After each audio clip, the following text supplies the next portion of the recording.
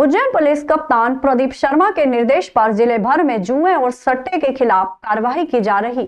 इसी के तहत आज खाचरोद पुलिस ने एक अभियान चलाकर ऐसे अपराधियों के खिलाफ कार्रवाई करते हुए खाचरोद थाना प्रभारी धन सिंह नलवाया द्वारा अलग अलग क्षेत्रों से करीब 1 दर्जन भर से ज्यादा लोगों को गिरफ्तार कर कार्रवाई की गई और उनसे करीब 1 लाख की राशि जब्त की गई। जो माइनर एक्ट के जो अपराध है, मादक पदार्थ है, सट्टे की कार्रवाई, जुए की कार्रवाई में लगातार वरिष्ठ अधिकारी के निर्देश में कार्रवाई की जा रही है। दिनांक 30 तारीख को लगातार कार्रवाई करते हुए 3 मामले अलग अलग स्थानों पर बनाए गए, जिसमें बड़ा गांव में कार्रवाई की गई, 2 स्थानों पर दबिश दी गई। दोनों स्थानों पर एक स्थान पर 9 आदमी जुआरियों को पकड़े, एक स्थान पर 10 जुआरियों को पकड़े। इस प्रकार अपराध क्रमांक 680/24 जिसमें 9 आरोपी हैं, उसमें कुल रकम 40,800 रुपये बरामद हुए हैं। और दूसरा प्रकरण अपराध क्रमांक 681/24 है, उसमें कुल 10 आरोपी हैं, उसमें 50,000 रुपये की राशि जुआरियों से बरामद करके प्रकरण पंजीबद्ध कर विवेचना में लिए गए। तीसरी कार्रवाई है लोकल कस्बा की, जिसमें 5 आरोपी हैं। 5 आरोपियों से 3,020 रुपये बरामद हुए और अपराध क्रमांक 682/24 धारा 13 जुआ एक्ट को पंजीबद्ध कर विवेचना में लिया गया। सिंहस्थ मेला क्षेत्र में उज्जैन बड़नगर रोड के रेलवे ओवरब्रिज के अधूरे निर्माण को पूरा करने के लिए सेतु निगम ने एक नया टेंडर जारी किया है। इसके माध्यम से ठेका कंपनी ब्रिज के बाकी काम पूरा करेगी। निर्माण कार्यों के इतिहास में यह पहला ब्रिज है जिसका निर्माण 8 वर्ष बाद भी पूरा नहीं हुआ है। अब जाकर फिर इस अधूरे ब्रिज निर्माण के लिए सेतु निगम द्वारा टेंडर निकाला गया है, जो कि एक कंपनी द्वारा ले लिया गया है। जल्द ही इस अधूरे ब्रिज के निर्माण का काम शुरू होगा। दरअसल बड़नगर रोड पर रेलवे क्रॉसिंग के ऊपर बन रहे ब्रिज की अपनी ही एक कहानी है। उज्जैन जिले का पहला ब्रिज है जिसका पिछले 8 वर्षों से काम कभी चालू तो कभी बंद हो रहा था। बड़नगर रोड सिंहस्थ मेला क्षेत्र में उज्जैन बड़नगर मार्ग के रेलवे क्रॉसिंग पर बनाए जा रहे LC 23 रेलवे ओवरब्रिज के अधूरे निर्माण को पूरे करने के लिए सेतु निगम ने नया टेंडर जारी किया है। इसमें ठेका कंपनी ब्रिज के बचे हुए काम को पूरा करेगी। सिंहस्थ 2016 से शुरू हुआ निर्माण 2024 तक भी अधूरा है। अब ब्रिज के अधूरे निर्माण को पूरा करने के लिए नया ठेका दिया जा रहा है। सिंहस्थ को देखते हुए इस ग्राम पर बढ़ते ट्रैफिक लोड के चलते इस अधूरे ब्रिज के टेंडर को निकाला गया है। सेतु निगम ने वर्ष 2016-17 में Ajay infotech private limited Gujarat को करीब 23 करोड़ रुपए में ब्रिज निर्माण का ठेका दिया था, जो कि ब्रिज का निर्माण पूरा किए बगैर ही काम छोड़कर चली गई थी। कंपनी को सेतु निगम की ओर से बार बार मौका दिया जाता रहा, लेकिन ठेका कंपनी ने कार्य पूर्ण करके नहीं दिया। गुजरात की ठेका कंपनी के खिलाफ कार्रवाई करने के बाद सेतु निगम को ब्रिज के अधूरे कार्य को पूरा करने के लिए दूसरी ठेका कंपनी को काम देना पड़ा। इसने काम ही शुरू नहीं किया। सेतु निगम के अफसर व इंजीनियर्स ठेका कंपनी से काम नहीं ले पाए, उस पर सख्ती नहीं बरत पाए। ऐसे में 2 साल में होने वाला निर्माण 8 साल बाद भी अधूरा है। ठेका कंपनी पर कार्रवाई की बजाय बार बार उसे मौका देते रहे और समयावधि बढ़ाते रहे। रेलवे क्रॉसिंग से करीब 50 से ज्यादा यात्री ट्रेन व मालगाड़ी गुजरती है। करीब 70 गांवों के लोगों का आवागमन आसान हो सकेगा। सिंहस्थ में रेलवे क्रॉसिंग बंद होने से श्रद्धालुओं को रुकना नहीं पड़ेगा। ब्रिज निर्माण होने से क्षेत्र का विकास हो सकेगा। सर बिल्कुल, मैंने स्टडी की है, काफ़ी दिनों से ये बंद है। इसका बैलेंस वर्क का टेंडर स्वीकृति के लिए भेजा हुआ है जी। मुझे लगता है कि अगले वीक में स्वीकृत हो जाएगा। अगले महीने, अगले वीक में जी, 1 सप्ताह के अंदर हो जाएगा और शीघ्र कार्य प्रारंभ। उज्जैन जिले के गांव हरिया खेड़ी के किसान नर्मदा पाइपलाइन लीकेज होने से संकट में आ गए हैं। दरअसल ये पाइपलाइन पिछले 2 वर्षों से फटी हुई है, जिसके कारण खेतों में पानी पहुंच रहा है। पाइपलाइन के आसपास के कई खेतों में जल जमाव होने के कारण कोई भी फसल नहीं हो पा रही है। किसान फसल बो देते हैं, परंतु पानी के कारण गल जाती है, जिसकी वजह से उन्हें काफी नुकसान उठाना पड़ रहा है। किसान अमर सिंह का कहना है कि कई अधिकारियों को शिकायत की, अब तक समस्या का हल नहीं निकला। अब जिला पंचायत का घेराव करेंगे। वहीं किसान पप्पू आंजना का कहना है कि खेत खराब हो रहा है, फसलें खराब हो गई, कोई सुनवाई नहीं कर रहा है। वर्तमान में लहसुन की फसल बोई गई थी, वह भी खराब हो गई। सीएम हेल्पलाइन में शिकायत भी की, कोई निराकरण नहीं निकला। अब कलेक्टर को शिकायत करेंगे, यदि सुनवाई नहीं होती है तो मुख्यमंत्री को भी अवगत कराएंगे। वहीं मामले में किसान ईश्वर सिंह का कहना है कि 2 साल से पाइपलाइन फटी हुई है, खेत खराब हो रहे हैं, कोई सुनने को तैयार नहीं है।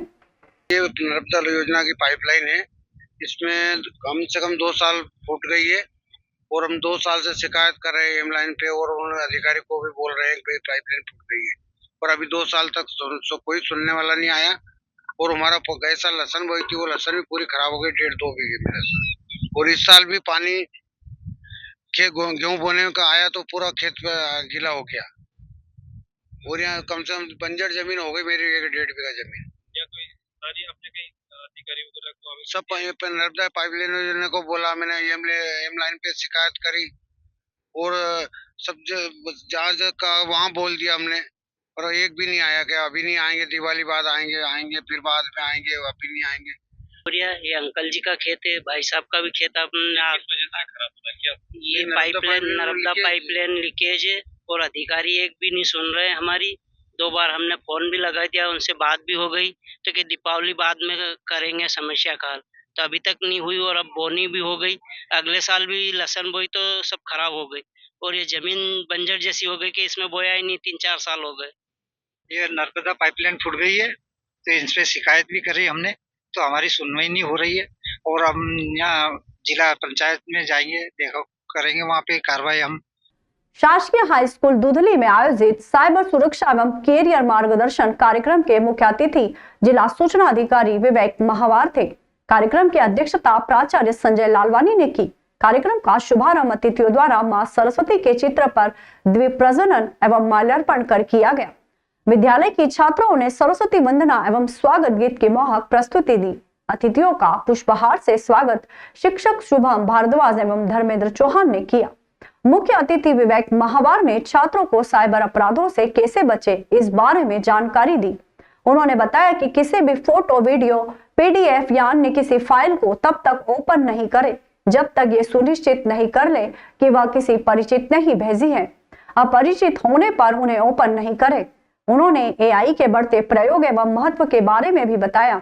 विवेक महावार ने विद्यार्थियों से स्वयं में स्किल्स डेवलप करने पर विशेष ध्यान देने के लिए कहा। अध्यक्षीय उद्बोधन में प्राचार्य संजय लालवानी ने विद्यार्थियों को तकनीक के दुष्प्रभाव से बचते हुए उसके शिक्षा में समुचित उपयोग के बारे में बताया। कार्यक्रम का संचालन राजेश मालवी ने किया। आधार शुभम भारद्वाज ने माना। इस अवसर पर विद्यालय के शिक्षक एवं विद्यार्थी उपस्थित थे। हम कार्बन उत्सर्जन का जो देश या वर्ल्ड में जो लेवल है वो हम 2030 या 35 में जहाँ पहुंचना चाहिए वो आज ही हम पहुंच गए। तो आप बोलेंगे हमने इसमें तो कुछ करा नहीं, तो आप कर रहे नहीं कर रहे, लेकिन कोई दूसरा जो ह्यूमन बीइंग वर्ल्ड के किसी दूसरे शोर। उज्जैन में सर्दी का प्रकोप बढ़ता ही जा रहा है। रविवार सोमवार की दरमियानी रात इस सीजन की सबसे ठंडी रात रही। शासकीय जीवाजी वैधशाला के अनुसार इस दौरान न्यूनतम तापमान 9.8 डिग्री पर पहुंच गया। ये दिसंबर के 2 साल के रिकॉर्ड में दूसरी बार हुआ है। मौसम विज्ञान विभाग के अनुसार उत्तरी हवा के प्रभाव से सर्दी में बढ़ोतरी हुई है। यही कारण है कि रात के साथ दिन में भी सर्द हवा महसूस हो रही है। शाम ढलने के बाद इनकी रफ्तार बढ़ रही है। अल सुबह और मध्य रात्रि में हल्का कोहरा भी छाने लगा है। किसानों के लिए ये सर्दी फायदेमंद साबित हो सकती है। किसान ईश्वर सिंह पाटपाला के अनुसार गेहूं ऐसी फसल है जो बिना सर्दी के बढ़ ही नहीं सकती। ऐसे में जितनी सर्दी होगी उतना लाभ होगा। मौसम विज्ञान विभाग के अनुसार आगे के 3 दिनों में अधिकतम तापमान में 2 से 3 डिग्री की बढ़ोतरी होने के आसार हैं, जबकि न्यूनतम तापमान में स्थिरता रहने या 1 से 2 डिग्री वृद्धि हो सकती है। उज्जैन में आयोजित कार्तिक मेला मंच पर मालवा की मयूरी सांस्कृतिक सेवा संस्थान इंदौर के ग्रुप द्वारा श्री राधा कृष्ण पर आकर्षक नृत्य प्रस्तुतियां दी गई। इस कार्यक्रम को उपस्थित दर्शकों द्वारा खूब सराहा गया। कार्यक्रम में शिवाय म्यूजिकल ग्रुप एवं प्रार्थना म्यूजिकल ग्रुप द्वारा सदाबहार गीतों की प्रस्तुति दी गई। इसके बाद मयूरी सांस्कृतिक सेवा संस्थान इंदौर के ग्रुप द्वारा गणेश नृत्य, हनुमान जी के भजन, हनुमान राम दरबार, घूमर राजस्थानी नाट्य के साथ राधा कृष्ण की रासलीला का अद्भुत मंचन नृत्य के माध्यम से किया गया। कलाकारों का सम्मान संयोजक गब्बर भाटी एवं महाकाल थाना प्रभारी नरेंद्र सिंह परिहार द्वारा किया गया।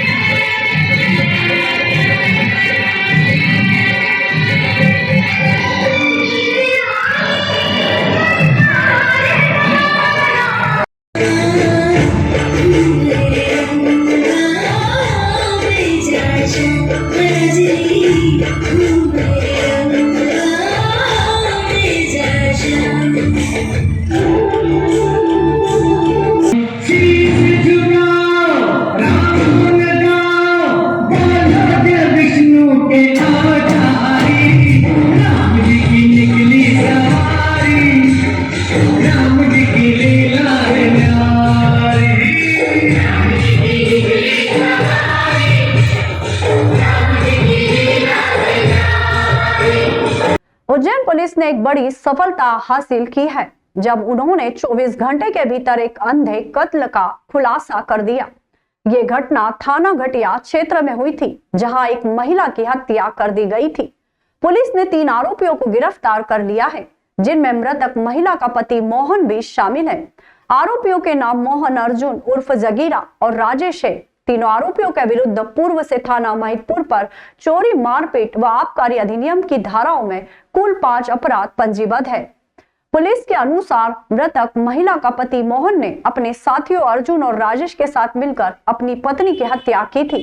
आरोपियों ने पुलिस को बताया कि उन्होंने महिला की हत्या इसलिए की थी क्योंकि वह अपने साथ ग्राम महू में नहीं रहना चाहती थी। पुलिस ने आरोपियों के पास से हत्या में प्रयुक्त लोहे का फावड़ा, बांस का लट्ठ और मृतक महिला का मोबाइल फोन और मोटरसाइकिल बरामद की है।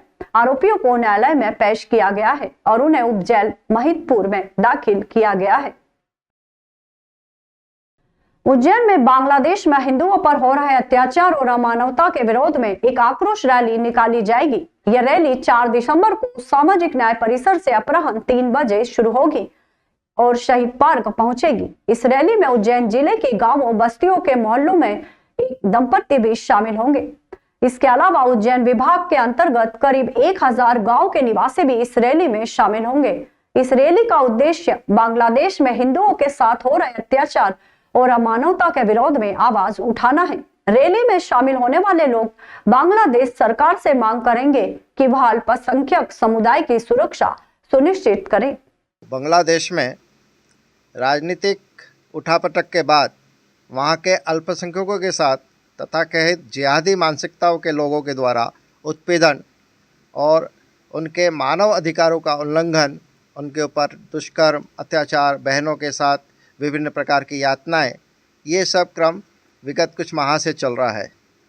तो पूरा भारत का सारे भारतवासी अपितु सारे विश्व के रहने वाले हिंदू बांग्लादेश के इन सब पीड़ित अल्पसंख्यकों के साथ खड़ा है और संवेदना और आक्रोश के साथ एक सकल हिंदू समाज से आह्वान किया है कि वह कल दोपहर 3 बजे सामाजिक न्याय परिसर में उपस्थित हो, अपनी सहभागिता दें और पूरा भारत का हर समाज, हर वर्ग बांग्लादेश के इन अल्पसंख्यकों के साथ खड़ा है। इसके लिए यह एक विशाल जनसैलाब की रैली के माध्यम से होते हुए शहीद पार्क जाएगा।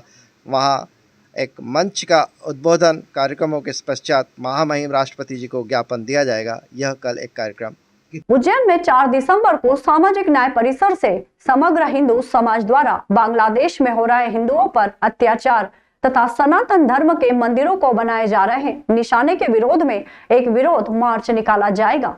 इस विरोध मार्च में सभी हिंदू संगठनों के सामाजिक पदाधिकारी गणों ने आम सनातन धर्मावलंबी से आज निकलने वाले विरोध मार्च में सम्मिलित होने का आह्वान किया है।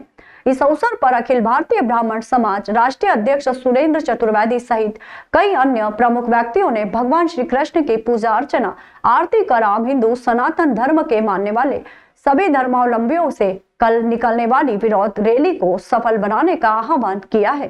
सनातन धर्म बांग्लादेश में हिंदुओं पर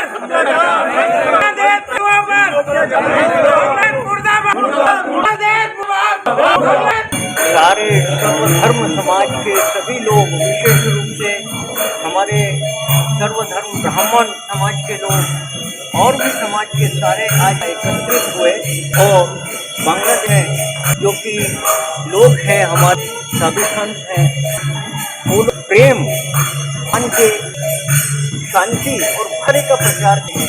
और आज वहाँ पर सारे धर्म पर धारा हो रहा है, उनके साथ जो दुर्व्यवहार हो रहा है वो लेकर कल प्रदर्शन रैली है, उनके लिए आज भगवान से प्रार्थना करने आए हैं कि भगवान उस रैली सफल करे और उन जो दुर्बुद्धि लोग हैं उनको सद्बुद्धि दे।